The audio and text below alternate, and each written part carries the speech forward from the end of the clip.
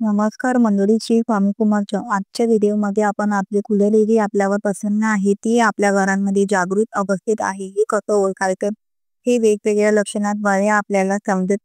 ही लक्षणे कोणतीही आज आपण जाणून घेणार आहोत. त्यासाठी हा व्हिडिओ नक्की शेवटपर्यंत पहा आणि शेवटी कमेंटमध्ये तुमची जी कुलदेवी आहे, कुलदैवत आहे त्या नावाचं कमेंट जरूर करा. चला तर मग व्हिडिओला सुरुवात करूया. सगळ्यात अगोदर आपण जाणून घेऊ की कुलदेवी म्हणजे काय, जे आपल्या कुळाचे रक्षण करते, आपल्या घराच्या प्रगतीमध्ये तिचा आशीर्वाद आहे. बाहेरची कोणतीही नकारात्मक शक्ती तिच्या परवानगीशिवाय आपल्या घरांमध्ये प्रवेश करू शकत नाही. तर या देवीला आपण कुलदेवी म्हणतो. पिढ्यानपिढ्या म्हणजे आपल्या पूर्वजांपासून या कुलदेवीची सेवा आपल्या प्रत्येकाच्या घरात घडत आलेली असते. प्रत्येकाची कुलदेवी ही वेगवेगळी असते. जसे की तुमच्यापैकी काही जणांची कुलदेवी ही तुळजापूरची तुळजा भवानी आई असेल, कुणाची मोहता देवी असेल, कुणाची रेणुका देवी असेल, कुणाची कोल्हापूरची देवी महालक्ष्मी असेल, तर कुणाची कालिका माता देखील असेल. तर घराण्यानुसार कुलदेवी ही बदलत असते. ज्याप्रमाणे एखादी आई आपल्या मुलांचा सांभाळ करते, त्याचप्रमाणे त्या त्या कुळाची देवी त्या कुळाचं त्या घराण्याचा सांभाळ करत असते. कुलदेवीला प्रसन्न करण्यासाठी आपल्या कोणत्याही प्रकारची कठीण तपश्चर्या किंवा कठीण सेवा करायची लागत नाही, कारण देवी ही स्वतः स्वयंसिद्ध स्वरूप आहे. पिढ्यानपिढ्या आपल्या कुळातील व्यक्तींकडून तिची सेवा घडत आलेली असते. जर एखाद्या घरची कुलदेवी नाराज असेल तर घरांमध्ये वादविवाद होतात, घरांमध्ये भांडण होतात, घरांमध्ये अजिबात शांतता पूर्ण वातावरण राहत नाही. संक्रांतीत प्राप्त होण्यामध्ये अडचणी येतात, वेगवेगळ्या प्रकारच्या समस्या त्या घरांमध्ये निर्माण होत असतात. अगदी साध्या सेवेने सुद्धा कुलदेवी प्रसन्न होत असते. त्यामुळे जेव्हा कुलदेवीचा वार असतो तेव्हा तिची आवर्जून सेवा करायला पाहिजे. तिची साधी पूजा करायला, तिचा नैवेद्य दाखवायला, तिच्या समोर दिवा लावायचा अजिबात विसरू नका. देवीच्या पुढे भाजी भाकरीचा नैवेद्य अगदी प्रेमानं मनापासून श्रद्धेनं देवीला नैवेद्य दाखवा आणि अजिबात मातेचा विकार करून ठेवू नका. नामस्मरण करा. तर बघा, जशी आपल्या घरांमध्ये वडीलधारी माणसे असतात, आपले आजोबा असतील, आपले पणजोबा होऊन गेले असतील, तर अशी वृद्ध माणसं, वडीलधारी माणसं असतात, ज्येष्ठ व्यक्ती आपल्या घरांमध्ये असतात. त्याचप्रमाणे आपल्या कुळांचा सांभाळ करायला आपली कुलदेवी असते. वर्षातून एकदा का होईना आपण आपल्या कुलदेवीला दिलं पाहिजे.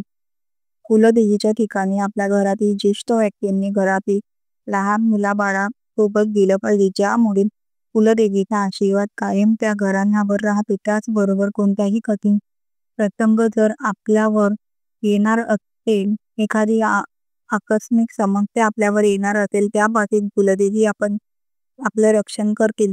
त्यासाठी आपण आपल्या देवघरांमध्ये मंगल कलश भरून ठेवायचा असतो. कुलदेवीला प्रसन्न करण्यासाठी आपल्याला कोणत्याही प्रकारची कठीण तपश्चर्या किंवा कठीण व्रत करण्याची गरज नाही. मात्र वर्षभरांमध्ये जी काही मंगल कार्य आपण आपल्या घरांमध्ये करतो किंवा आपल्या घरी जेव्हा बाळ जन्माला येतं, आपण नवीन कामाची सुरुवात करतो, त्या वेळेला मात्र आपण आपल्या कुलदेवीला ध्यानात ठेवले पाहिजे.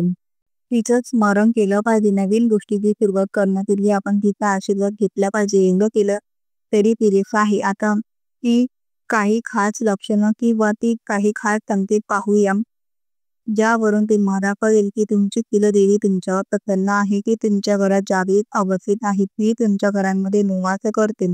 एक पहिले लक्षण आहे की ज्या घरातील कुलदेवी त्या घराण्यावर, त्या कुटुंबावर प्रसन्न असते, त्या घरातील कुटुंब कोणत्याच कामांना कोणत्याही बाधा येत नाही. म्हणून अशा घरातील व्यक्तींनी जे काही काम हाती घेतलं ते काम पूर्णत्वास जातं.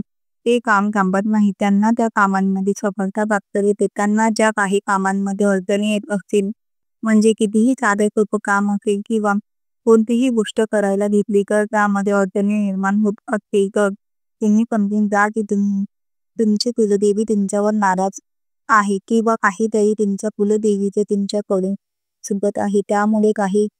त्यामुळे काय करायचं की वर्षातून एकदा का होईना आपल्या कुटुंबाबरोबर आपल्या कुलदेवीच्या ठिकाणी जाऊन यायचं. म्हणजे आपल्या कुलदेवीचं मूळ ठिकाण जे आहे तिथे तुम्हाला जायचं आहे. इथे दर्शन तुम्ही करून आलात, देवीची ओटी भरली किंवा नवरात्रीच्या वेळी घरातील एक सदस्याने का होईना नवरात्रीचे 9 दिवसांचे उपवास केले तरी सुद्धा व्यर्थ आहे. म्हणजे वर्षात जे किती काही कुलदेवीचे येते कुलदेवीचे काही उपवास असतील, कुलदेवाची काही कार्य असतील. जसे की नवरात्रीमध्ये आपल्याला कुलदेवीची सेवा करावी लागते. चैत्र नवरात्रीमध्ये सुद्धा आपण कुलदेवीची सेवा करतो. शुक्रवार असतो आपल्या कुलदेवीचा वार, तर त्या दिवशी का होईना आपल्या कडून कुलदेवीची सेवा धरली पाहिजे. तरी सुद्धा आपल्याला प्रत्येक कामांमध्ये यश मिळेल. आपल्या कोणत्याही कामांमध्ये बाधा येणार नाही. कुलदेवी आपल्यावर प्रसन्न देऊन कुलदेवी आपल्यावर प्रसन्न असल्याचे लक्षण आहे. त्या घरातील सदस्य एकमेकांचा आदर करतात, मिळून राहतात, प्रत्येक गोष्टींमध्ये एकमेकांचा विचार करतात. म्हणजे त्या घरांमध्ये गृहकलह भांडण होत नाही. त्या घरातील स्त्री पुरुषांचा सन्मान आदर करतात. पुरुष सुद्धा स्त्रियांना मनाने वागतात, त्यांना अजिबात तुच्छ लेखत नाही. त्या घरातील मुलं आज्ञाधारक असतात. त्याचबरोबर घरातील करती व्यक्ती असते ती घरातील सगळ्यांचा विचार योग्य निर्णय घेत असते. त्यामुळे सुद्धा घरांमध्ये कोणत्याही प्रकारची बाधा येत नाही.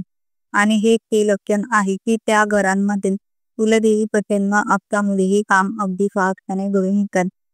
यानंतर तिसरं लक्षण आहे की ज्यावरून आपल्याला संधी जायचं आहे की कुलदेवी आपल्यावर प्रसन्न आहे. बघा, तर अगदी प्रसन्न वाटत असेल, सगळं घर अगदी सुगंधित केल्याप्रमाणे, जसं की काही आपण अत्तर वगैरे आपल्या घरामध्ये मारला आहे, अशा पद्धतीने जर आपल्याला आपल्या घरात आल्यासारखं प्रसन्न वाटत असेल तर समजून जायचं की कुलदेवीचा आशीर्वाद आपल्या घरावर, आपल्या कुटुंबांवर आहे. कारण बऱ्याच वेळा काय होतं की काही जणांना असं वाटतं की आपण घरी जाऊ नये, कारण घरी गेल्यावर काय असणार आहे, काय होणार आहे हे कदाचित माहीत असतं की घरातील वातावरण अजिबात चांगलं नाही. घरांमध्ये सतत खटके उडतात, भांडणे होतात, किंवा आपण जे म्हणतो ना की घरांमध्ये आपल्याला शांतता लाभली पाहिजे, तर कुलदेवीची आपल्याकडून काहीतरी चुकत आहे. आपण समजून जायचं आहे. पण ज्यांना आपल्या घरी जायची सतत ओढ लागलेली असते, घरी गेल्यावर जो आनंद मिळतो ते कशातच नसतो असं ज्यांना वाटतं.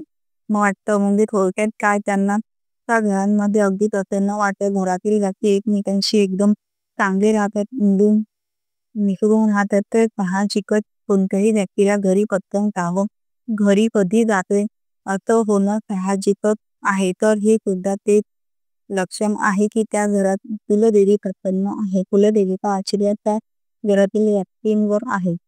4. यानंतर चौथे लक्षण आहे संपत्ती प्राप्तीसाठी कोणत्याही प्रकारच्या अडचणीच्या घरांमध्ये येत नाही. म्हणजे त्या घरांमध्ये मुलगा व्हावा, मुलगी व्हावी, म्हणजे थोडक्यात काय, बाळांचं आगमन त्या घरांमध्ये व्हावं यासाठी कोणत्याही प्रकारचे नवस कांजाच करण्याची गरज पडत नाही. तर अशा घरांमध्ये सुद्धा कुलदेवीचा वास असते.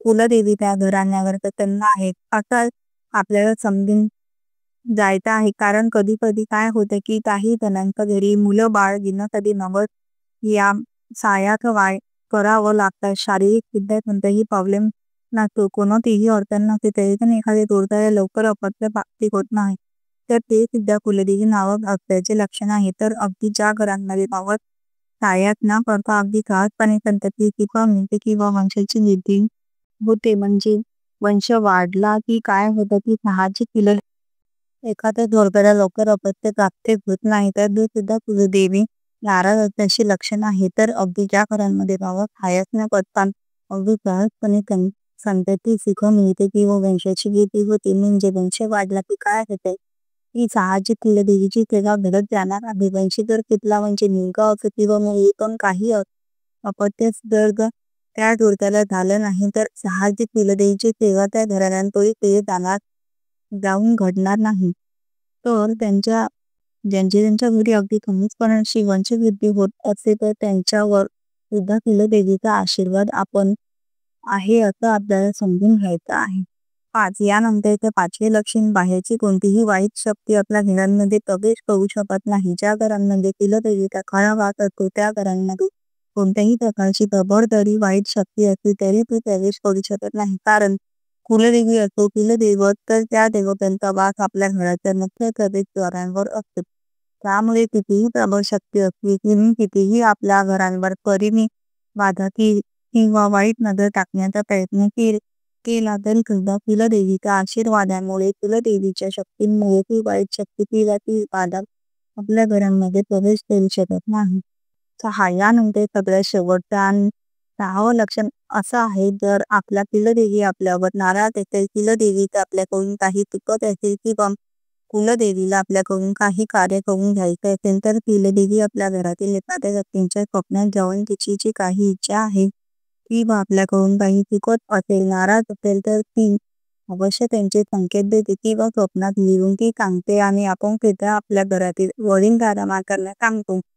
आजी-आजोबांना किंवा आई-वडिलांपैकी एखाद्याला नक्की सांगताना ऐकलं असेल की देवी माझ्या स्वप्नात आली होती आणि देवीने हे करायला सांगितलं किंवा दर्शनाला यायचं सांगितलं. तर अशा वेगवेगळ्या प्रकारचे संकेत देवी त्या घरातील व्यक्तींचे स्वप्न जाणून देत असते. तर हा सुद्धा एक संकेत असतो की देवी आपल्यावर प्रसन्न आहे. किंवा आपल्याकडून जर काही रोगीचे चुकत असेल तर त्यांचे संकेत सुद्धा ही कुलदेवी नक्कीच देत असते. कारण कुलदेवी ही एक रक्षात्मक शक्ती आहे. त्या कुलाचे रक्षण करण्यासाठी प्रत्येक कुलाची कुलदेवी ही वेगवेगळी असते.